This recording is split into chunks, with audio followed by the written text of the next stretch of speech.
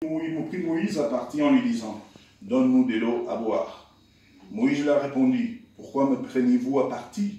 Pourquoi voulez-vous forcer la main de l'Éternel » Pressé par la soif, le peuple s'est plaigni à Moïse et dit, « Pourquoi nous as-tu fait quitter l'Égypte? Est-ce pour nous faire mourir de soif ici, nous, nos enfants et nos troupeaux ?» Dans l'autre verset, c'est au singulier, moi, mes enfants et mes troupeaux. Moïse crie à l'Éternel en disant, « Que puis-je faire pour ce peuple? Ils sont sur le point de me lapider. » L'Éternel dit à Moïse, « Passe devant le peuple et amène avec toi quelques responsables d'Israël. Prends à la main les bâtons avec lesquels tu as frappé les Nils et va. Quant à moi, je vais me tenir devant toi sur un rocher du mont Horeb. » Peut-être dans ta Bible, c'est ici Sinaï, c'est la même montagne. « Tu frapperas les rochers, de l'eau en jaillira et les peuples boira. » Amen. Moïse fit ainsi en présence des responsables d'Israël. Il appela ses liés Massa et Mériba, épreuve et querelle, parce que les Israélites l'avaient pris en partie et parce qu'ils avaient voulu forcer la main de l'Éternel. L'Éternel est-il ou non au milieu de nous? C'était la question qu'il s'est posée. Les Amalécites virent attaquer Israël à Rephidim. Alors Moïse dit à Josué, « Choisis-nous des guerriers et demain tu iras combattre les Amalécites.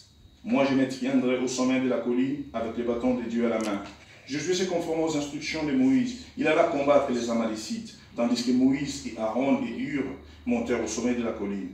Et lorsque Moïse levait les mains, Israël avait l'avantage dans la bataille. Et lorsqu'il laissait tomber, Amalek l'emportait. Quand le roi de Moïse s'est fatigué, Aaron et Hur prirent une pierre qu'ils placèrent sous lui pour le faire asseoir dessus. Et ils lui soutinrent les bras, chacun de côté. Ainsi ses bras tinrent ferme jusqu'au coucher du soleil. Et Josué remporta la victoire sur les Amalécites à la pointe de l'épée. L'Éternel dit à Moïse, « Consigne cela par écrit pour qu'on garde le souvenir mémorial. » Il déclare à Josué que j'effacerai complètement les souvenirs d'Amalek dessous les cieux. Moïse érigea un autel qu'il appela Adonai Nissi, ou Jova Nissi, le Seigneur est ma bannière. Amen. Puis il ajouta, puisqu'on s'est attaqué au trône de l'Éternel, l'Éternel fera la guerre à Amalek de génération en génération. Amen. Parole du Seigneur. Amen. Amen. Ici, les peuples, après avoir sorti d'Égypte, ils ont marché la marche. J'aime bien ça en portugais, parce qu'en portugais, on appelle la marche, est appelée temporada, ou saison. Et les arrêts, ça s'appelle station. Ils ont commencé une marche, ils étaient à leur 12e saison et 12e station. C'était la 12e fois qu'ils s'étaient arrêtés et la 12e fois qu'ils étaient partis. Et ils s'arrêtent précisément à Rephidim. Mais avant Rephidim, il y a Alush. Alush veut dire celui qui a gardé un cachard. Celui qui a épargné du pain. Donc celui qui avait plusieurs pains et il s'est gardé du pain. Mais Rephidim, il veut dire celui qui relaxe. Il est là, relâche, il ne fait plus rien. Pourquoi est-ce que la Bible fait allusion au pas de ceux qui sont en train de faire? De la même façon qu'Israël avait marché pendant 42 saisons et 42 stations. De même, spirituellement, nous, dans ce monde, nous marchons pendant 42 saisons et 42 stations. Pendant les 40 ans spirituels que nous sommes ici sur terre. Car nous avons une marche qui est rythmée par le Seigneur. Donc, à chaque étape, ils s'arrêtent. Le problème, c'est que quand ils arrivent ici, malgré qu'ils étaient délivrés, mais ils n'étaient pas encore délivrés dans leur tête. Parce que leur problème était, ils faisaient toujours allusion à la vie antérieure qu'ils avaient. Mais tu nous as amenés ici pourquoi si en Égypte on était bien? Tu nous as amenés ici pourquoi si là-bas on avait ça? Tu nous fais, il y a un peu plus avant ils vont dire, mais tu nous fais tout le temps manger cette manne, cette pourriture, ça nous a, on est lassés. Jusqu'à ce que le Seigneur leur envoie de la viande. Donc ils étaient libres physiquement, mais mentalement ils continuaient esclaves d'Égypte. Bien aimé, quand les choses n'avancent pas, au lieu que tu fasses, ou que tu nous montres que toi, tu as fait un cours de démonologie, parce qu'aujourd'hui dans la vie, dans l'église, si quelqu'un voit les choses qui ne marchent pas, on cherche un démon à ça et là, et on oublie un démon qui s'appelle moi-même. Amen. Parce que si je commence la marche avec Dieu, et que mon esprit continue à l'Égypte, à chaque fois Dieu va m'arrêter.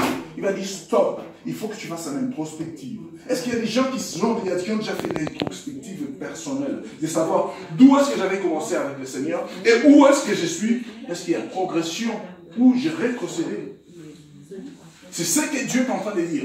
On doit s'arrêter pour qu'il nous donne une leçon. Parce que quand les choses bloquent, ce n'est pas un démon. Il est en train de te donner une leçon. Si tu ne le comprends pas facilement, tu n'avanceras pas parce que tu n'as pas compris. Le Seigneur veut que tu comprennes certaines choses dans ta vie avant qu'il ne fasse un autre pas pour avancer. Tu ne peux pas avancer si tu ne comprends pas. Tu ne peux pas avancer si tu penses que ta vie était mieux quand tu étais en Égypte alors que c'est lui qui est en train de te conduire. Le peuple arrive à Réphidim. Ils avaient de l'eau. Parce qu'ils sortent des haluches. Ils avaient de l'eau, ils avaient du pain. Mais ce qu'ils voient, apparemment, ils disent, waouh, c'est un endroit sec. Que ferons-nous? Même ayant de l'eau, ils vont aller chercher derrière la Moïse. Il faut que tu nous donnes de l'eau. Parce que les deux versets, entre quand ils vont lui dire, et Moïse répond, il y a une différence. Alors Moïse leur dit, maintenant, qu'est-ce que là, vous êtes en train de chercher des problèmes. Donc ils partent, ils se contentent de ce qu'ils avaient. Quand c'est fini, ils reviennent et disent, cette fois-ci, tu dois nous donner de l'eau. Et Moïse dit, Seigneur, cette fois-ci, il faut que tu fasses quelque chose, parce que là, ils vont me lapider. Ils n'en ont plus. Mais le problème, c'était les doutes qui régnaient en eux.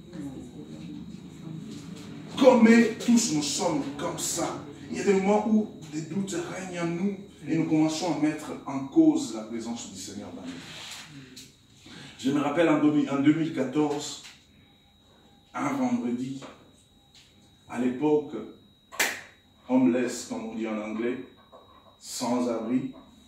J'avais appelé les 115 et les 115 m'envoient quelque part pour une semaine. Et ce jour-là, c'est fini, ils viennent frapper la porte et me dire, ce que les 115 avaient payé est fini, il faut que tu sortes. Il était 7 h du matin. Mais avant de sortir, il fallait prendre le petit déjeuner. Après le petit déjeuner, il était presque 9 h. Je sors, je commence à marcher, je vais à l'arrêt de tram. Mes yeux d'art moderne, je m'assois. Et il commence à pleuvoir torrentiellement. Je regarde, il pleut, il fait froid. Je n'ai personne. Et les larmes ont commencé à couler. Et j'ai commencé à penser d'où je venais. Je dis, j'étais bien là-bas. Seigneur, pourquoi est-ce qu'il faut que tu m'humilies comme ça? Je ne sais même pas où aller à cette heure. Qui est-ce que je vais chercher pour qu'il puisse au moins m'abriter? Et il a plu, il a plu, il a plu. Dès que la pluie a cessé, mon téléphone sonne, je regarde. Un numéro de la Belgique, c'était un ami à moi, un serviteur aussi. Et il m'appelle, il me dit, homme de Dieu, ça va? Je dis, ça va. Il me dit, ça va? Ça va? Non, non, ça va. Je dis, ça va. Il dit, ça ne va pas. Car le Seigneur m'a dit que ça ne va pas. Arrête de penser aux choses passées. Amen. Arrête de penser à ce qui est passé. N'est-il pas plus important que tout ce que tu as? Je dis, je sais. Mais il pleut. Et je n'ai personne ici. Et après tout cela, je vois un passage défiler devant mes yeux. C'est un passage que tout le monde connaît. Et le passage dit, Adonai Roi, Lo Sarah. Mes yeux ont brillé et j'ai compris une chose. C'est le psaume 23 qui commence. L'Éternel est mon berger. Je ne manquerai de rien. Il y a un mystère dans ces psaumes. Vous savez, lorsque le psalmiste écrit ça à David, son problème, ce n'était pas les choses qui ne manquaient pas. Parce que l'eau ne veut pas dire rien, mais manquer. Donc David était en train de dire, si l'Éternel est mon berger, lui l'Éternel, il ne m'en manquera pas. Voyez ce qui se passe dans Marc chapitre 8. La Bible dit, ils étaient dans le désert, ça faisait 3 jours. Et il a manqué du pain. Quel est le chrétien qui n'a jamais manqué quelque chose dans sa vie aujourd'hui? Nous manquons de la santé, nous manquons de l'argent, nous manquons de tout. Mais une chose est vraie, tant qu'il sera le berger de nos vies, et tant que lui sera là, toutes les choses peuvent nous manquer. Mais lui, il reste avec nous. Amen. David est en train de dire, lui qui ne me manque pas, les autres choses peuvent me manquer. Parce que quand David écrit ce psaume, il connaissait son père, mais il n'avait jamais mis son pied dans la maison de son père. Parce que lui il était un enfant d'une femme non mariée. En plus, sa mère était moabite, pour ceux qui ne savent pas. Mais il dit, tant que toi, tu es mon berger, toi tu ne me manqueras pas. Les autres choses me manquent. Dans le désert, Jésus a regardé, il a dit, 3 jours on n'a pas mangé, tout manque, les pains manquent. Oui, les pains manquent. Mais comme moi, les bons bergers, je suis là. Faites-les asseoir. Le pain tombera du ciel. Et les pains tombaient du ciel, les gens ont mangé, ils étaient 7000 et ils ont mangé. Bien aimé, ne t'inquiète pas. Quand bien même toutes les choses de ce monde te manqueront. Dès que l'Éternel, si l'Éternel est ton péché, tu diras, toi Éternel, tu ne me manqueras pas. Toi Éternel, tu seras avec moi. Oui, lorsque je passerai dans l'ombre de la vallée de la mort, oui Seigneur, je ne craindrai aucun mal. Parce que toi qui as vécu la mort, tu es avec moi. Toi, le vainqueur de Golgotha, tu m'assures. Oui, bien-aimé, des choses peuvent te manquer. Mais ne mets jamais en doute la personne de l'Éternel. Ne mets jamais en doute la présence de Dieu dans ta vie. Il est avec toi. C'est pour cela qu'il t'a choisi. Amen. Le verset 9 nous dit ceci. Les Amalécites. Avant de parler sur Amalek, j'aimerais qu'on ouvre nos Bibles dans Genèse chapitre 35. Genesis 35. Yeah. Not 15, 35. 35, 35.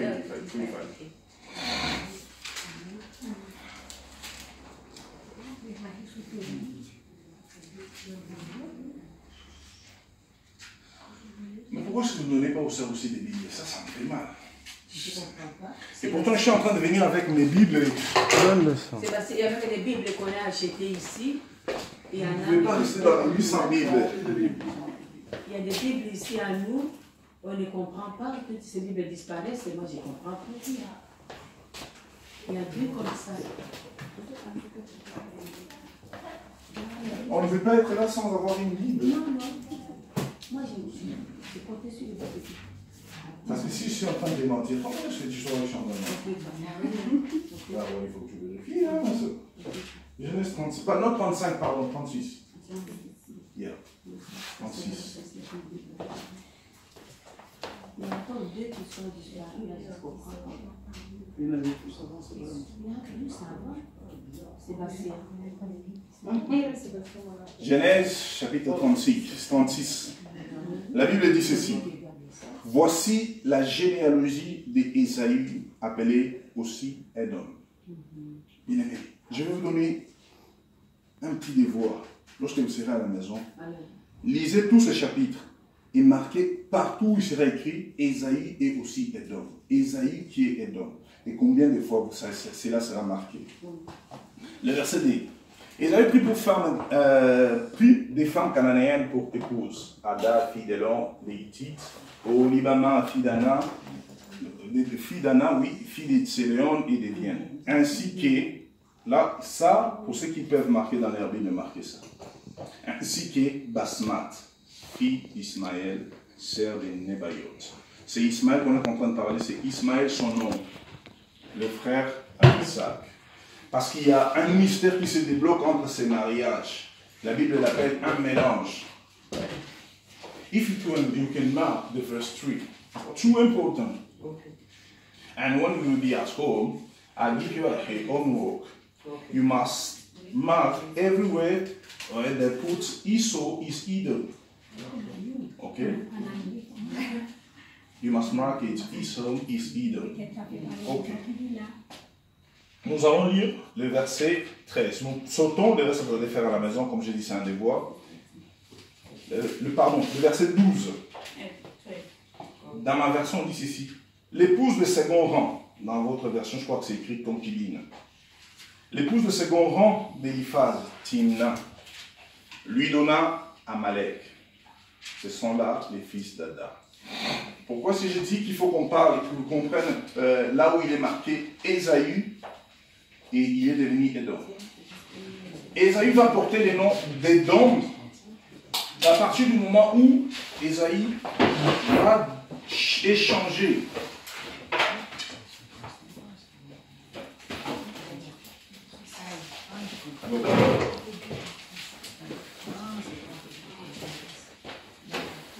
Ésaïe va adopter les noms d'Édom à partir du moment où il va changer sa primogéniture ou son droit de naissance à cause des lentilles rouges.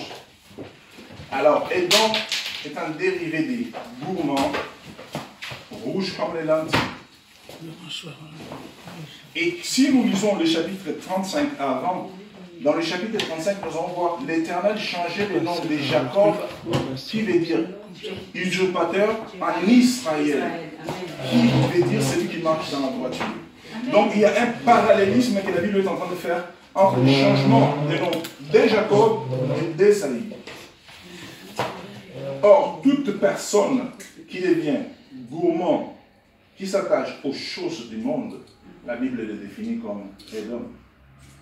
Et parmi les fils les plus qui se sont mis en évidence, on va parler des Amalek. Amalek est le petit-fils d'Ésaü, mais Amalek qui veut dire proprement la vie dans la perversité sexuelle. La vie dans la chair. Donc, voyez qu'est-ce qui se passe. Ils doutent de la présence de Dieu. Après, quand bien même Dieu fait le miracle, il y a eu une attaque charnelle. Oh, une attaque charnelle. On dit qu'Amalek les a attaqués au verset 9. Là, je suis en train de parler d'Exode 17, verset 9. La Bible dit qu'Amalek les a attaqués. Mais qui est Amalek? Petit-fils des Édomites. N'oubliez pas que quand Rebecca était enceinte, la Bible dit que les deux enfants en son sein se battaient. Et il dit, si c'était pour ça, Seigneur, je préférerais ne pas être enceinte. Dieu va dire, non, non, non, non, non.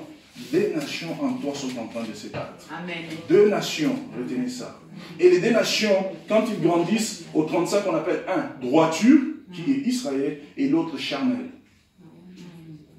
qui veut dire pervers. Hébreux chapitre 12, le verset 16 nous dit, ne soyez pas comme Ésaü, qui est impudique et profane. Impudique, c'est celui qui vit dans les désordres sexuels. Tous ceux qui pratiquent des relations sexuelles sans être mariés, ce sont des impudiques.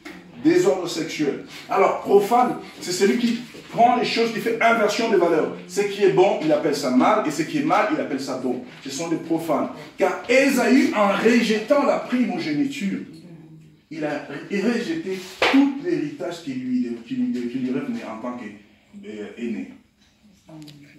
Alors, il a profané la promesse de Dieu. Il a préféré les lentilles. C'est comme beaucoup de gens qui profanent la promesse de Dieu parce qu'ils veulent s'attacher à ce que le monde les offre. En nous, il y a un combat. Quand vous voyez Rebecca, vous voyez dans son sein Jacob et Ésaü se battre. C'est le combat qui existe entre l'esprit et la chair. À tout moment, on se dit, je vais faire ça car l'esprit me pousse, mais tu te laisses emporter par les désirs de la chair. C'est les combats qui se passent dans la vie de chaque homme. Raison pour laquelle l'apôtre Paul dit dans 1 Corinthiens chapitre, dans Romains chapitre 7, il dit, les biens que je vais, je ne le fais pas. Mais le mal que je ne veux pas, c'est ce que je fais. Mais c'est un combat. Là, Dieu est en train d'utiliser l'allégorie au sein de Rebecca. Comment est-ce que dans nous, les hommes, nous avons des êtres qui se combattent tour à tour. Alors, celui qui vit par l'esprit est spirituel. Mais celui qui vit par la chair est charnel. Amen. Ce n'est pas moi qui le dis, c'est la Bible qui dit. Amen. Alors, bien aimé, maintenant, il faut que tu commences à faire l'analyse. Quelle est la tendance qui plus prédomine en toi? Car la prédominance spirituelle t'amène aux choses célestes.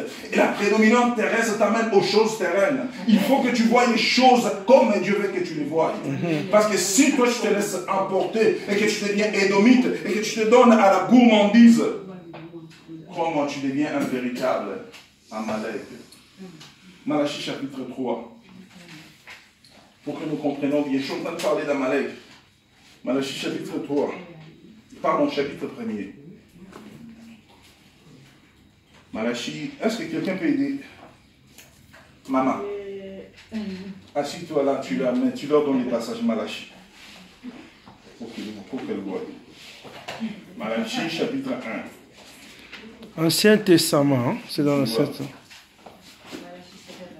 Ouais. Vers la fin. On va lire le verset 4, ça aussi, si vous voulez, vous pouvez méditer à la maison. Le verset 4 dit ceci. Et donc peut dire, nous avons été démolis.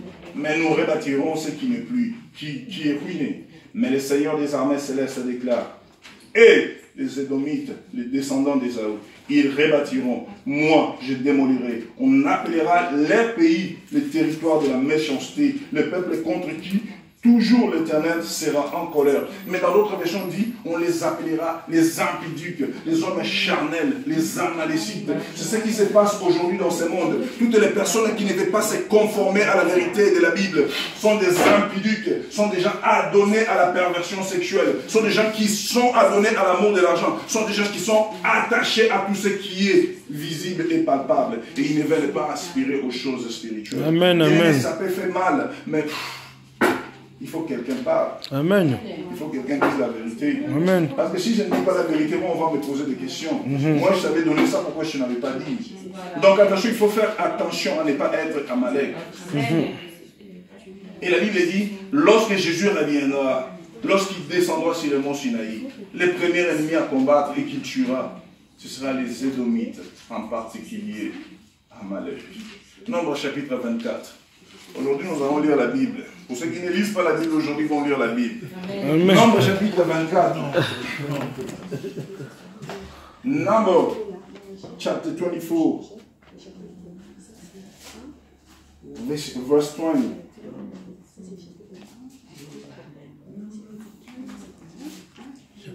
S'il vous plaît. 24.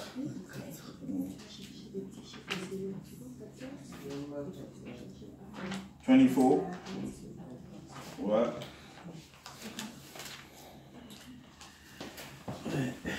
Écoutez comment est-ce que la Bible décrit Amalek. Là, c'est lorsque Balak est allé chercher Balaam pour venir maudire le peuple des dieux. Et Balaam, déjà, quand il avait envoyé les gens pour venir les maudire, il avait dit, écoutez, vous êtes venus me chercher, quand bien même il donnera tout l'argent du monde, je ne peux dire rien, sinon ce que l'Éternel va m'a dire de dire. Alors, il dit, Balaam aperçut Amalek et il prononça son oracle. Amalek était à la tête de tous les peuples. Où la chair, cette chair corruptible, est la raison de toute destruction sur cette terre.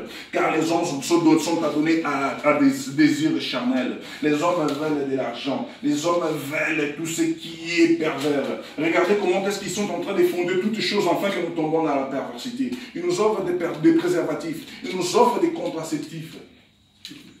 Désolé s'il y a des gens qui utilisent des contraceptifs. Vous êtes en problème avec Dieu, vous devez jeter ça. Parce que c'est un péché. Après, je peux vous montrer un passage qui dit que toute personne qui tue une sémence est en train de pécher, que Dieu le tuera. Donc, tous ceux qui utilisent tous ces bêtises qu'on montre à la télé, contraceptifs, il faut jeter. Tous ceux qui utilisent des contraceptifs, déjà, tu es en train de vivre dans la publicité et en plus, tu utilises des préservatifs. Tu es aussi sous la condamnation. Tout ça, il faut jeter. Car ils nous sont en train de nous mettre dans une voie de la destruction. Vivez dans la perversité. Car il y a des gens qui peuvent se dire, non, je ne vais pas faire ça car j'ai peur de la maladie. Alors ils te disent, non, tu as des préservatifs pour utiliser. Non, je ne vais pas faire ça car je vais tomber enceinte. T'inquiète pas, tu peux avorter. Et tous ceux qui viennent et qui font la promotion de la perversion, on leur construit même des monuments. Comme celui qui vient de mourir, cette femme qu'on appelle, je ne sais pas la quoi, qui a fait la promotion de la loi IVG, interruption volontaire de tuer quelqu'un. Interruption volontaire de tuer quelqu'un. C'est que je ne comprends pas. Quand moi je vais voir, j'ai dit, la science m'explique une chose.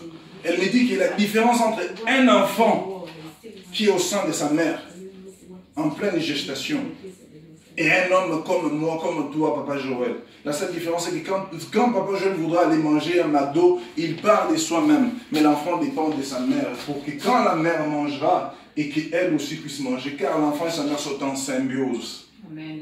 Ça, c'est un message. Une femme enceinte, c'est un message. Je vais ouvrir une petite porte pour vous expliquer. Pourquoi est-ce qu'une femme tombe enceinte? Non, pas pourquoi. Quelle est l'image que Dieu parle de la femme enceinte et quand elle naît? Quand elle naît au monde, il y a quelque chose qui est mystérieux. L'enfant est relié avec sa mère par les cordons ombilicaux. Et lorsqu'on corte les cordons ombilicaux, on sépare l'enfant et la mère pour que l'enfant vive. Spirituellement, c'est le moment où l'homme meurt. Parce que la Bible dit, l'homme est lié avec son Dieu par un cordon qu'on appelle les cordons d'argent. Lorsque ce cordon d'argent est coupé, c'est le moment où l'homme meurt. Donc, symboliquement parlant, l'homme doit impérativement renouer avec Dieu pour que Dieu puisse restaurer les cordons d'argent, l'argent qui représente la rédemption, afin qu'il puisse vivre. Parce qu'à partir du moment où on les coupe, l'homme est coupé de sa source de vie. Tel que l'enfant, sa source de vie, c'est sa mère qui s'alimente et qui l'alimente. Tel l'être humain, sa source de vie, c'est Dieu. Tant que Dieu sera vivant, l'homme vit. Amen, amen, amen, amen, amen. Nous en parlerons le jour où on va parler du mystère de la mort. Nous fermons. La Bible dit, Moïse dit à Josué. Il n'a pas demandé à quelqu'un d'autre, mais il a dit, Josué, va combattre. Josué en hébreu, c'est Yeshua. Et le même Yeshua, si on le traduit littéralement en français, ça veut dire Jésus. Et Yeshua veut dire l'Éternel sauve. Les saluts ne pouvaient pas venir d'une autre personne. Mais les saluts ne devraient venir que de celui qui est capable de sauver. C'est l'Éternel. Contre tout ce qui est perversion charnelle, contre tout ce qui est en train de t'harceler, ce n'est que Dieu qui peut sauver. Ce n'est que Dieu qui peut venir au secours de ceux qui se disent, Seigneur, regarde, je suis chrétienne, ça fait 3000 ans. Seigneur, je ne vis que dans la perversion. Bien, mais je suis venu te dire une chose. Ce n'est pas parce que tu pêches que Dieu va te rejeter. C'est parce que toi tu t'éloignes de Dieu que Dieu va te rejeter. Amen. Vous n'avez pas compris. Ce n'est pas parce que tu pêches. La Bible me donne l'autorité de le dire. Mais c'est parce que toi tu t'éloignes. Pécher c'est une chose. Un Jean dit, lorsque nous péchons, nous avons un avocat auprès de Dieu. Relève-toi. La Bible dit, il est juste 7 fois il tombera. 7 fois l'Éternel va l'élever. Tu n'es pas juste par rapport aux choses que tu fais, mais tu es juste par rapport à celui qui te justifie. Amen. Donc tu dois t'élever et tu vas y aller. Il y a un homme dans la Bible qu'on appelle l'homme selon le cœur de Dieu. David. Un homme assassin. Un homme qui tuait comme je ne sais pas. J'ai oublié de vous dire, gardez nombre. Hein? Gardez nombre. Parce que, nombre 24. Nombre, on est toujours au 24, le verset 9. Verset 9. Non, pas le verset 9, verset 7, pardon.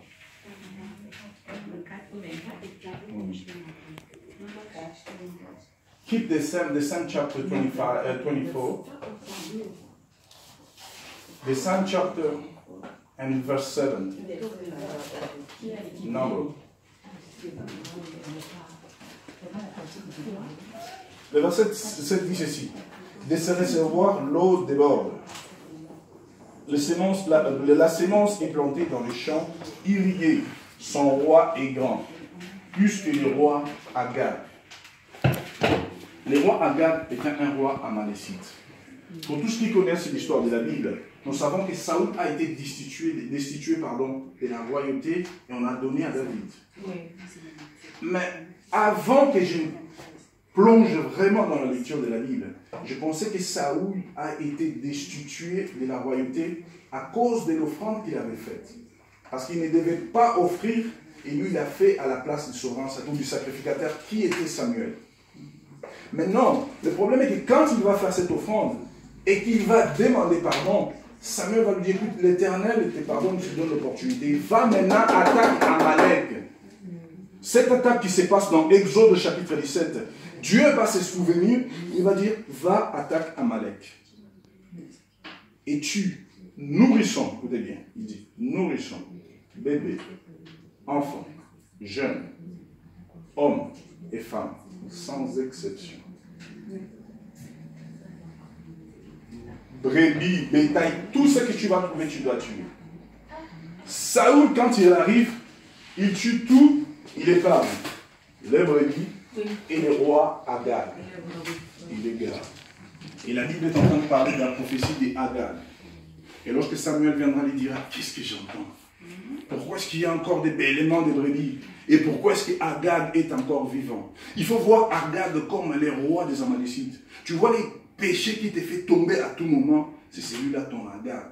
Parce que Agag et Amalécite, c'est la chair. C'est ces grands péchés qui te fait tomber toujours. Alors il faut que tu tues les agames de ta chair. Amen. Tu vois la chose qui t'empêche de progresser spirituellement, c'est ce qu'il faut que tu élimines. Amen, amen. Parce que si nous prenons Saoul et David, nous le mettons parallèlement comme ça, vous allez voir qu'un véritable père, c'est Saoul. Saoul a éduqué bien ses enfants. Il n'y a jamais eu de combat de ses enfants, entre ses enfants. Aucun de ses enfants n'a essayé de lui destituer de son trône. Mais David a eu Absalom qui a essayé de lui destituer de son trône. Il a eu des problèmes entre Omna et Tamar, parce que deux frères qui ont couché ensemble. Mais l'Éternel dit ceci, lui, c'est l'homme selon mon cœur. Mais qu'est-ce qui va faire cette distinction? David, lorsque Dieu lui disait, attaque Amalek, et qu'ils attaquaient les Amalécites, il tuait tout le monde avec ses hommes. Après lui-même, il passait tous les morts en revue. Chaque femme qu'il trouvait, les femmes enceintes, il ouvrait le ventre des femmes enceintes. Le bébé, quand il tombait. Cela veut dire, après avoir essayé d'éliminer mes péchés, même les plus petites, il faut que je fouine très bien à moi pour aller les tuer. Parce que si ces plus petites se réveillent, ils vont grandir, ils vont encore me détourner. Alors il faut attaquer tous les plus petits péchés. Amen, amen, amen. Et Dieu va dire, regarde, je te dis, il est l'homme selon son cœur, il est le cœur de Dieu.